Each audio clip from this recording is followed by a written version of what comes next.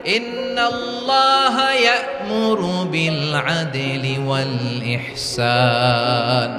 আমি তোমাদেরকে যেমনি আদলের নির্দেশনা দেই তেমনি ভাবে তোমাদেরকে ইহসানের নির্দেশনা দেই।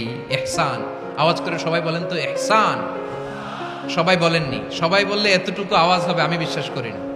আওয়াজ করে বলুন আল ইহসান।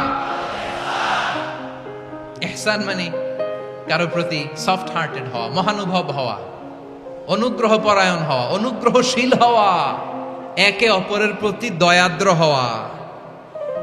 একে অপরের প্রতি দয়াদ্র অনুগ্রহশীল হওয়া ছাড়া মানবিক সমাজ কঠিন কালেও গঠন করা সম্ভব না।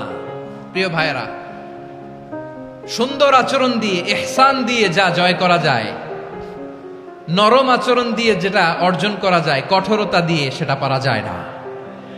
বিষ্ণু ঈসা ইসলাম ইহসান দিয়ে, কোমল আচরণ দিয়ে, তার অনুগ্রহ দিয়ে তিনি অনেক কাফিরের হৃদয়কে জয় করে ফেলেছেন।